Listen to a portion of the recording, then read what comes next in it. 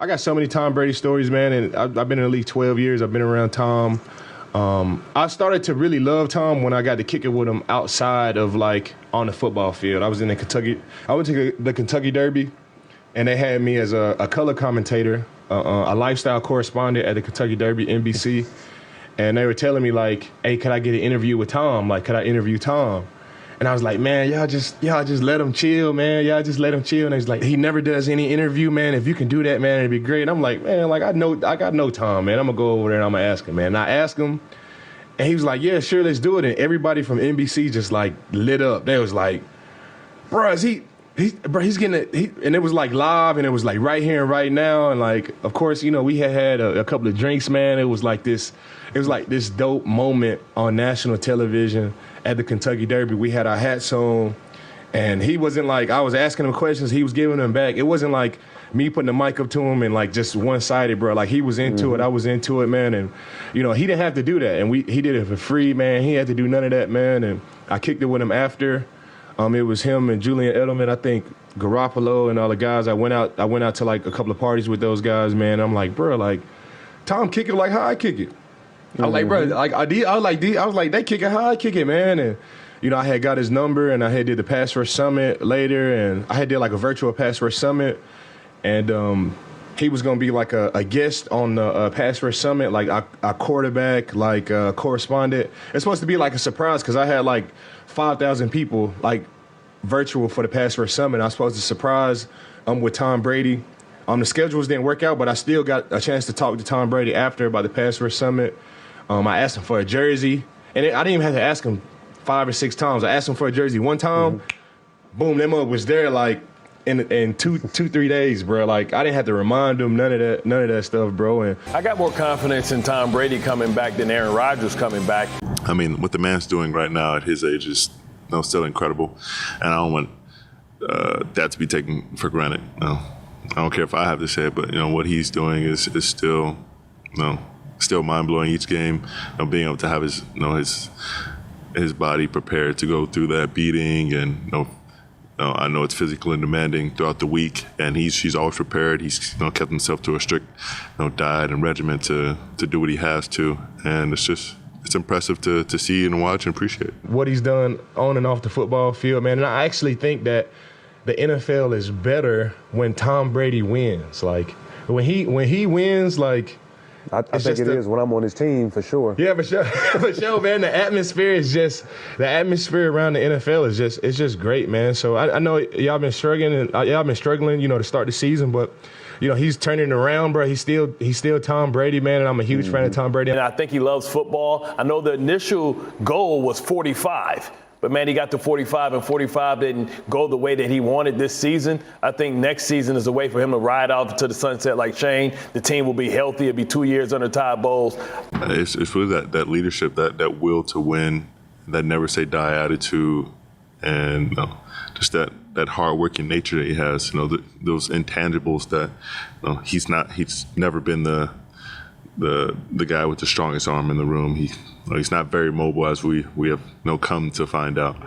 But the guy will fight through whatever he has to, whatever injury, whatever situation, whatever adversity to get a win. And stuff like that. Everyone likes to say it, everyone likes to talk about it, now everyone's about, and he's shown that he is. Like when I'm sitting with my football friends sometimes, Seth Joyner, Roy Green, guys like that, I said, man, what the hell was that quarterback thinking? He's like, dude, that wasn't on the quarterback. That was the wide receiver ran the wrong route. It should have been a hot thing. I'm like, fans.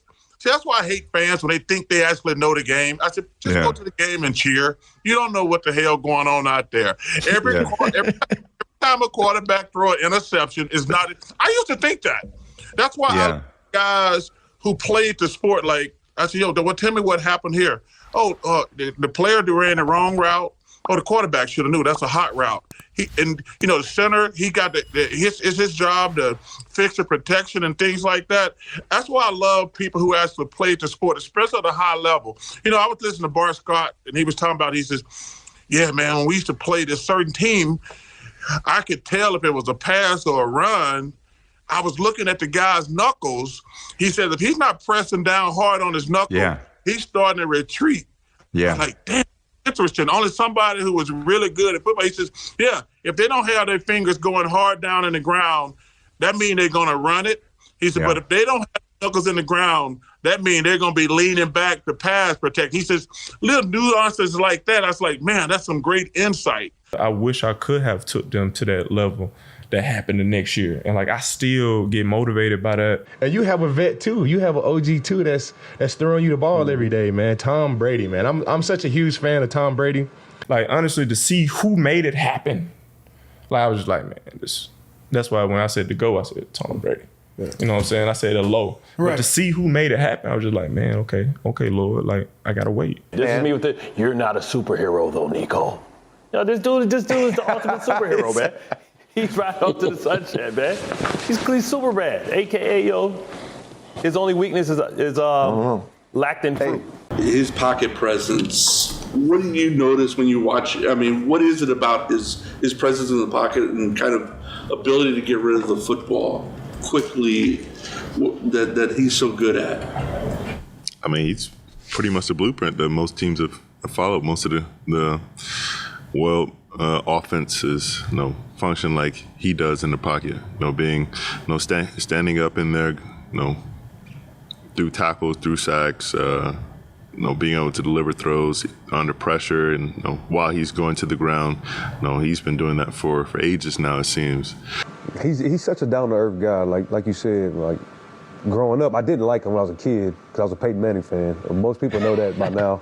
But when you're a kid, you're a little naive. You don't really understand. But when I went to high school and college, I definitely respected his greatness. But when I met him, he was such a down-to-earth guy. He loves his kids. He's a great father. And I have a lot of great stories with him. I've been with him for the past 3 years.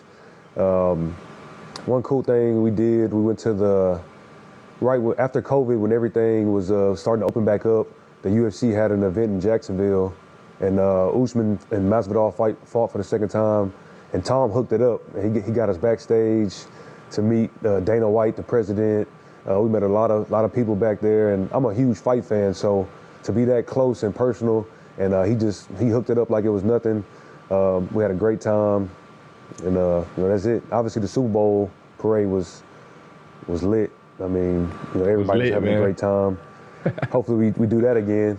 I know y'all trying to have y'all own parade, but we finna get hot, I feel like. I don't know, man. I mean, I want y'all to have a lot of success, man, and win a lot of games. It's just one game. If we play y'all, man, I gotta get mine too, man. What was, you say, Tom Brady is such a down to earth guy, man. What was his reaction when you gave his 600th career touchdown ball to a fan? Well, during the game, he came up to me. Well, he was like, good catch and all that. And I said, I apologize. Do you want me to get the ball back for you? And then he was like, nah, you're good, babe. And then, luckily, our guy, Tim Jarocki, got it back for us. But he handled it cool. He handled it cool. Man. I didn't know it was his, to my defense, I didn't know. I'm just happy I scored a touchdown. And it was something I'd done before Tom came to our team. So I just used to get a ball to the fans in the stands if I scored a touch. But he handled it cool. We got it back for him too, so. Of course he did, man. That's Tom Brady, man. He's a cool quarterback, man. Yeah, there was a thought, you said, criticizing a good player, bad play. And I even think that when we beat Seattle in the Super Bowl in the 2014 season, there was the play at the end of the game where, Malcolm Butler made the interception. And, when I see that play, because, you always see that play. Yes. And right away, Chris Collinsworth said, I don't understand why they don't give it to Marshawn Lynch, and that ended up being, because I remember right after the game, I remember going to the press conference, and they asked me about that because, the announcers have such, what they say becomes so influential in how the fans feel about it. That play by Malcolm Butler was one of the great defensive plays in the history of the NFL. Watching Malcolm play, and over that whole season, his ability to make that quick and his twitch, obviously, to get to the ball, to recognize the play, then to jump the route and intercept the pass, that to literally save the season. The whole season came down to 1 yard.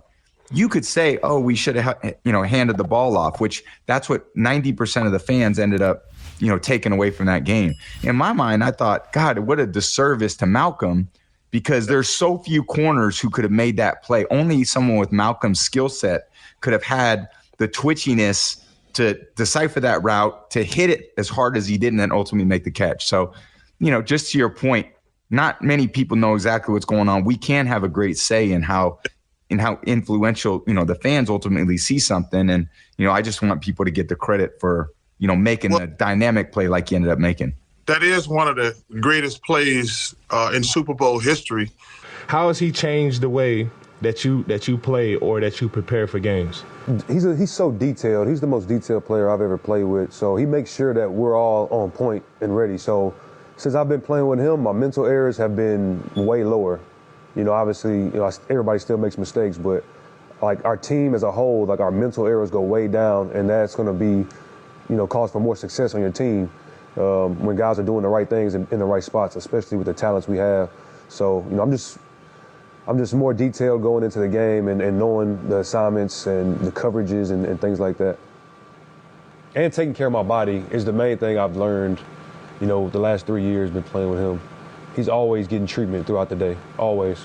I think that presence just, that his will doesn't go away, it doesn't diminish. He's always going to have that presence, that leadership, and that drive to win, no matter what the score is or, what the situation is. And so you can never really take your foot off the gas because he won't.